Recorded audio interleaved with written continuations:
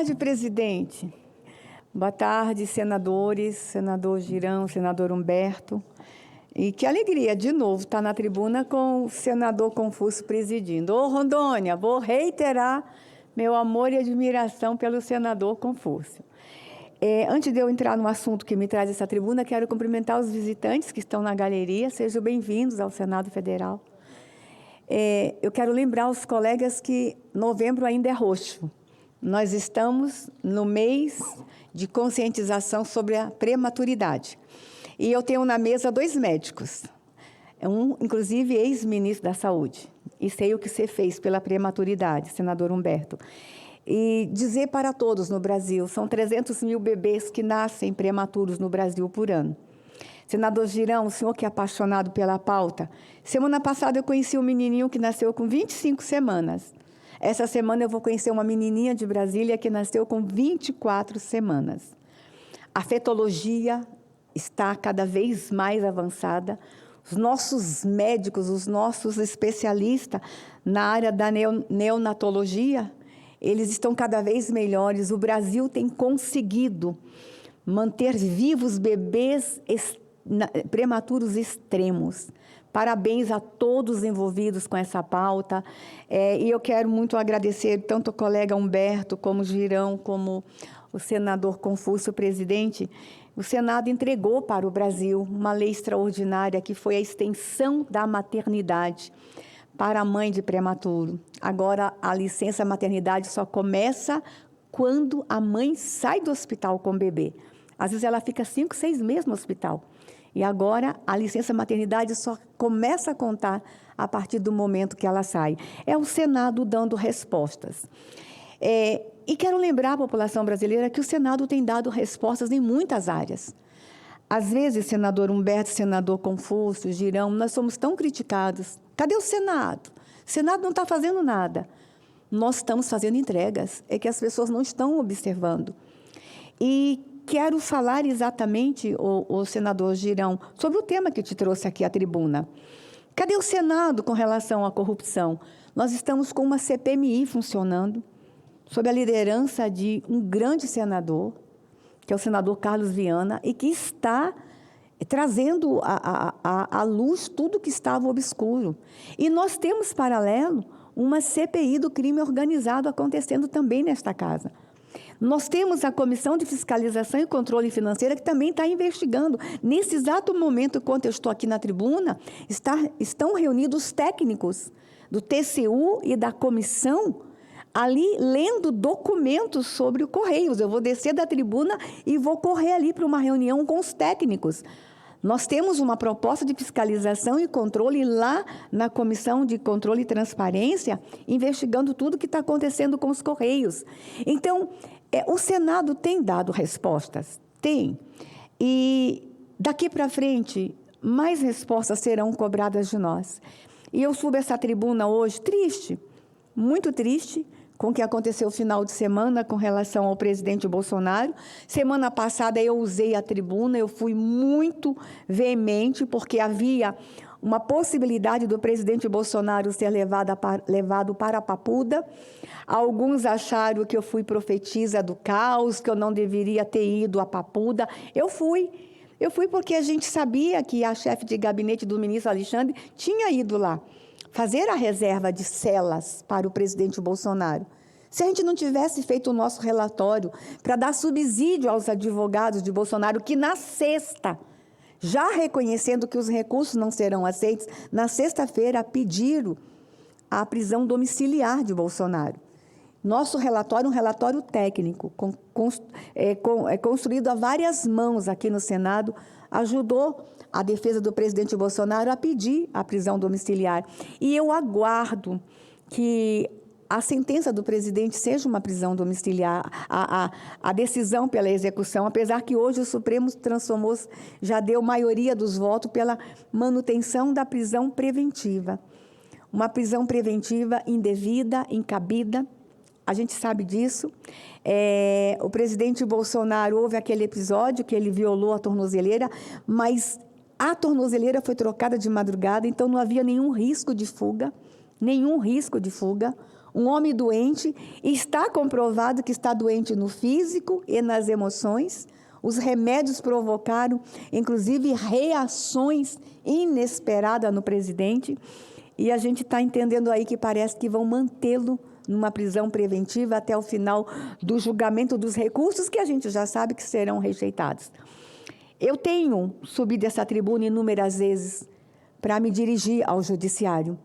E eu tão somente faço o que os partidos de esquerda fizeram num período não muito longe, quando não se conformaram com decisões da Lava Jato, por exemplo. Senadores ocupavam essa tribuna de forma muito veemente. Também faço quando senadores de esquerda também ocupavam essa tribuna, quando este plenário decidiu pelo impeachment da presidente Dilma. As minhas manifestações são legítimas, porque eu não concordo com as decisões desse judiciário hoje em relação ao presidente Bolsonaro, em relação aos presos de 8 de janeiro. E todos, por mais que não gostem do presidente Bolsonaro, já entenderam que nós estamos vivendo uma ditadura, senador Girão. E já entenderam que daqui a pouco, quando a vítima não for mais Bolsonaro, ou não forem mais os presos do 8 de janeiro, outros serão vítimas dessa ditadura, desse judiciário injusto, que infelizmente tem juízes indignos, juízes injustos.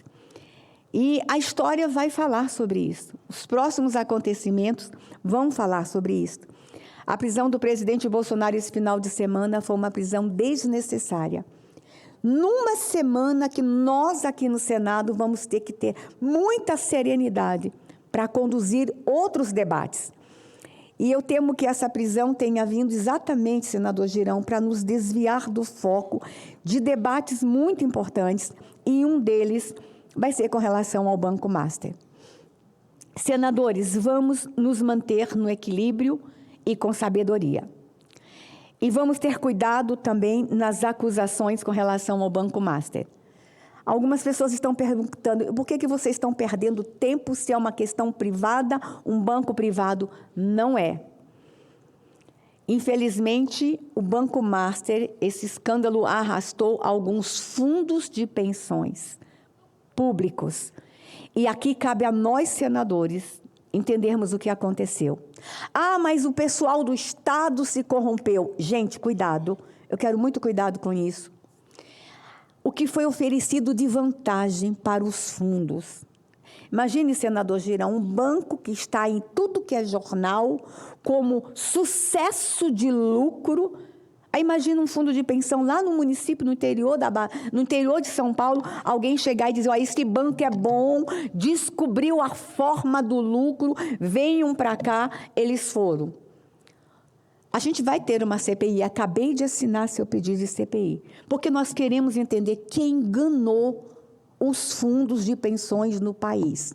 Não podemos agora criminalizar os fundos, precisamos entender quem vendeu o conto da sereia para esses fundos, quem levou tanta gente a erro e à corrupção, quem foi o autor das ideias mirabolantes de criar os papéis podres, porque o que está acontecendo nessa questão do Banco Master são papéis podres que foram criados. Quem foi o engenheiro disso? E que vai levar muitos fundos de pensões à falência e quase que a gente aqui no DF teve uma derrota absurda se o BRB tivesse comprado esse banco de títulos podres, esse banco de mentira. Ah, mas só foram os órgãos públicos que foram enganados? Não. Grandes investidores. Gente, eu fico pensando esses bilionários que colocaram os seus dinheiros lá, esses bilionários que têm um corpo técnico, que têm consultores econômicos, como é que esses bilionários que investiram nesse banco podre foram enganados? Como? Estava todo mundo com uma venda? O que aconteceu?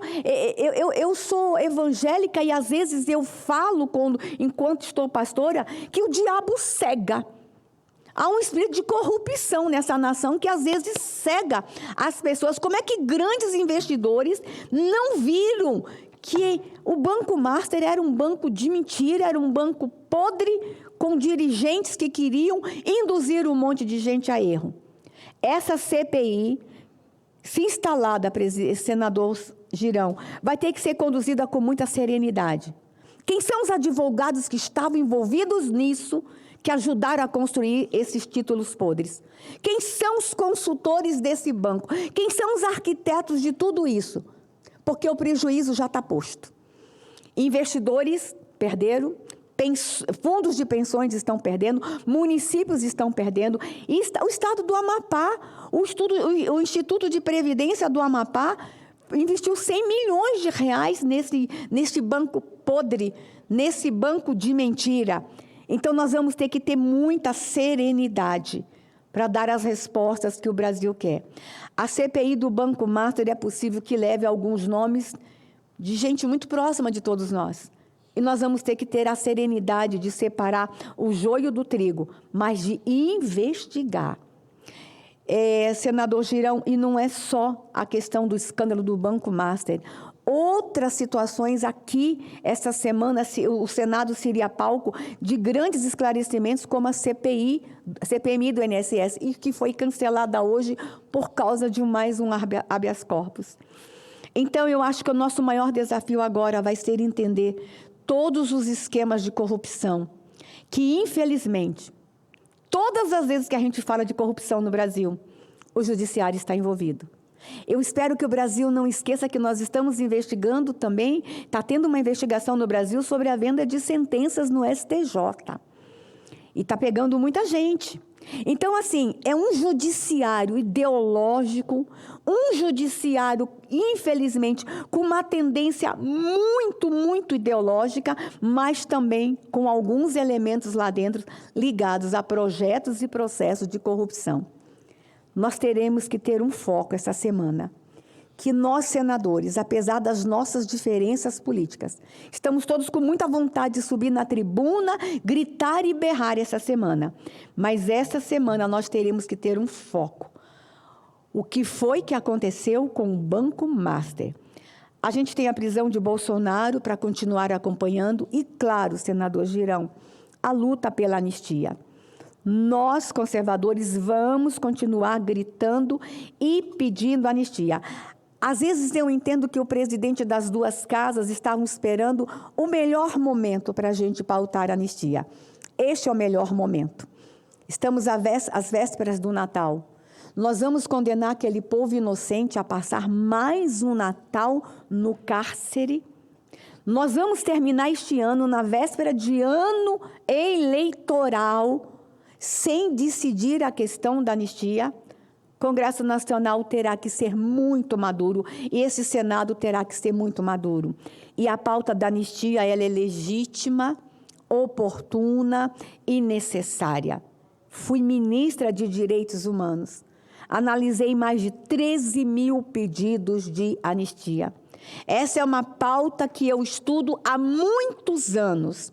O nosso pedido é legítimo, atende a todos os requisitos legais para que a anistia seja declarada no país, aos presos políticos de 8 de janeiro e a outros agentes, que tenham um efeito também extensivo a outros agentes. Sabe por quê? Porque 2026 a gente tem que ter uma outra pauta para discutir. Eu quero ir para a campanha de 2026 e falar de projetos para a nação. Eu não queria mais que 2026 os palanques fossem só um único tema, anistia e não anistia, golpe e não golpe. O Brasil vai precisar ouvir em 2026 de nós, candidatos, vocês que serão candidatos, eu não serei, propostas para a nação. O Brasil precisa de propostas. Enquanto tudo isso está acontecendo, senador Confúcio, tantas brigas, parece que o Brasil só se dividiu agora em anistia e não anistia. Nós estamos com tantos problemas, tantas crianças sendo assassinadas. E detalhe que está me apavorando nos últimos dias, pai, mãe matando criança. Pai e mãe enjaulando criança. torturando criança, cimentando crianças, Girão. Crianças sendo enterradas, sendo cobertas por cimento no Brasil. Está um horror. Então, o que nós precisamos em 26? Um debate sério de propostas para a nação, para o seu Estado, Girão, que está submerso na violência. Para o seu Estado, senador Confúcio, que tem tantos conflitos em áreas rurais. 26, a gente tem que acabar com essa briga direita, esquerda, anistia, não anistia, e entregarmos para o Brasil projetos, proposta. Porque eu quero ganhar do PT na urna, porque eu quero convencer o Brasil, senador Humberto, que a minha proposta é melhor que a do PT. É essa que tem que ser nossa briga. Em projetos, em propostas, e não em ataques. Eu tenho subido essa tribuna e tenho sido o máximo possível, coerente no meu discurso. Exagero quando as decisões vêm do judiciário e entendo que há um judiciário injusto no meu país e um judiciário responsável por 80% das tensões que estamos vivendo hoje. E um judiciário que alguns, eu posso citar nome, e um deles eu não posso descer da tribuna sem falar, é Alexandre de Moraes. E esse final de semana, eu sei que o Estado é laico, mas a tribuna, eu posso expressar a minha fé na tribuna. Essa semana eu fui desafiada a orar por Alexandre de Moraes.